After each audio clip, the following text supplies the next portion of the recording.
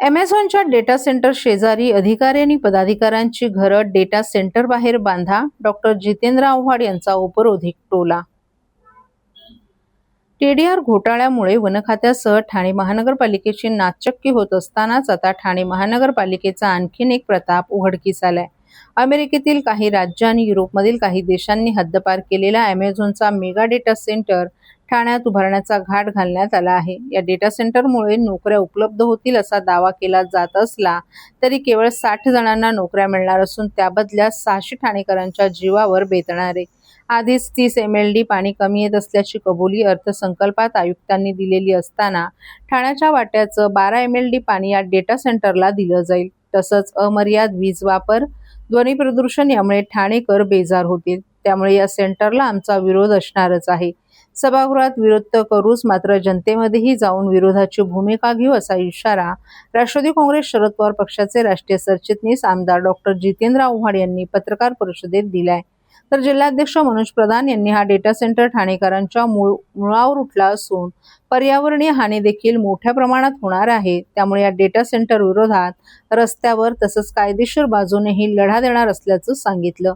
Amazon कंपनीने कल्पतरूकडून बाळकुंभ परिसरात 1830 कोटी रुपयात 130 कोटींचे मुद्रांक शुल्क भरून 53 एकर जमीन खरेदी केली आहे. इथे मेगा डेटा सेंटर उभारण्यात येणार आहे. हे डेटा सेंटर म्हणजे ठाणेकरांच्या मुळावर उठलेला राक्षस असल्याचा आरोप राष्ट्रवादी काँग्रेस शरद पवार पक्षानं केला आहे.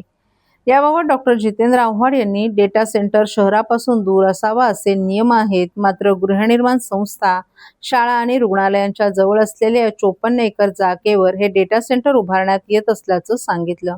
निवास असो की औद्योगिक 20,000 पेक्षा जास्त चौरस फूट बांधकाम क्षेत्र असलेल्या कोणत्याही प्रकल्पासाठी पर्यावरण मंजुरी आवश्यक असते. मात्र या प्रकरणात पर्यावरण प्रभाव मूल्यांकन अहवालाबाबत ठाणेकरांना अनभिज्ञ ठेवण्यात आल्याचंही त्यांनी सांगितलं. ठाणे शहराला आधीच दररोज 30 MLD पाण्याच्या टंचाईचा सामना करावा लागतोय. मग डेटा सेंटरमधील कूलिंग प्रक्रियेसाठी लागणारं पिण्याचं पाणी ते कुठून आणणार असा सवाल करून त्यासाठी ठाणे महानगरपालिका दररोज 12 MLD पाणी पुरवणार असल्याचंही त्यांनी सांगितलं. महासभेच्या विषयपत्रिकेसोबत गोषवाराही देण्यात आला नाही. गोषवारा मागितल्यावर अतिरिक्त आयुक्त माळवींकडे बोट दाखवलं जातं.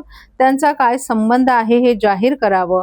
विषयपत्रिकेवर सचिवांची स्वाक्षरी असते. परिणामी हा गोषवारा न देऊन सचिव मनीष जोशी यांनी नगरसेवक आणि ठाणेकरांची फसवणूक केली आहे. त्यामुळे त्यांच्यावर कारवाई करावी अशी देखील त्यांनी मागणी केली आहे.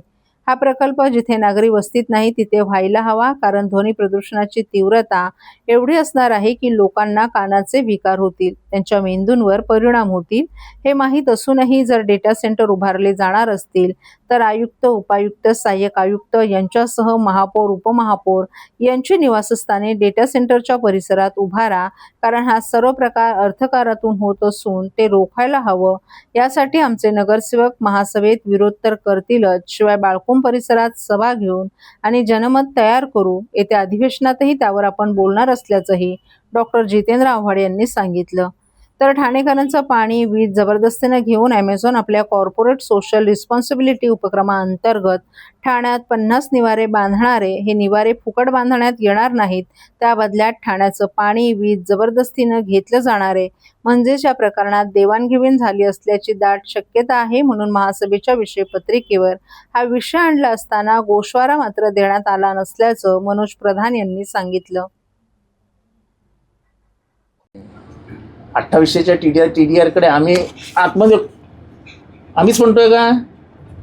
विरोधी पक्षाचे मंत्री म्हणतायत की याच्यात घोटाळा झालाय. म्हणजे विरोधी पक्ष नाही, सत्ताधारी पक्षाचे मंत्री म्हणतायत याच्यात घोटाळा झालाय. मी म्हणतोय का? मी म्हणतोच आहे. अख्खं ठाणं म्हणताय याच्यात घोटाळा झालाय. असं प्रत्येक प्रश्न प्रत्येकाला आम्हीच टाकली लक्षवेधी. आमचा विरोध आहे ना, म्हणून तर पत्रकार परिषद घेतली.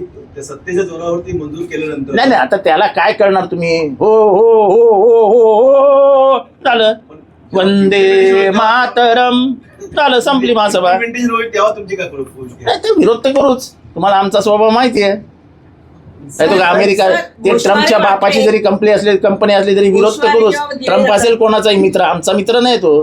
सदस्यांना गोषवारे काय जेव्हा पण दिले प्रत्येक जातात महासभेपूर्वी तेव्हा त्या गोषवाऱ्यामध्ये गटनेत्याची मीटिंग होते. प्रत्येक महासभेपूर्वी गटनेत्यांची मीटिंग होते. त्या गटनेत्याच्या मीटिंग मध्ये आपल्या मुद्दा प्रश्न विचारला, प्रश्न डावलला गेला. अच्छा.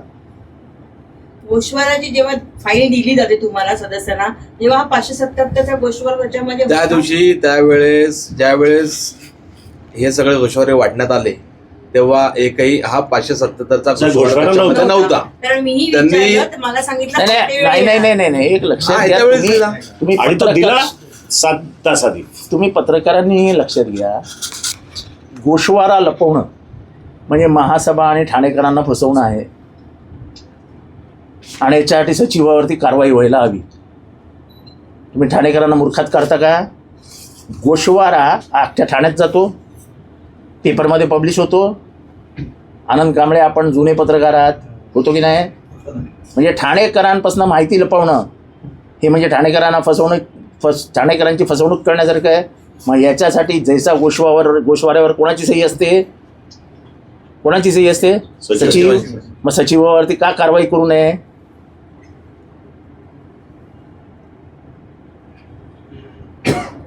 सध्या पावसाळी अधिवेशन आहे नाही, त्याच्यात तर काढू. पाऊस एवढं आक्रमक भूमिका इथे घेतो ते तिथे का घेणार नाही? तिथे काय वेगळं थोडी. अमेरिका युरोपने हद्दपार केलेल्या आहे अमेझॉन इथं आणण्याचा भारताबाहेर घाट परवानगीच नेमका नाही. कशासाठी आहे आणि पाहिलं गेलं तर अहो असं आहे की आपण लोकांना नाही मिळणार. आपण ना आता ट्रम्पच्या हाताखालचे गुलाम झालो. एखाद्या ट्रम्पचा फोन आला असेल, ए दे दो उसको, हाँ देता हूँ सब. सर आणि सेंट्रल गव्हर्नमेंटने डेटा सेंटर्सला टॅक्स रिबेटही दिला. 20 वर्ष नो टॅक्स. एवढं काय आपल्याला याच्यातनं फायदा होणार आहे?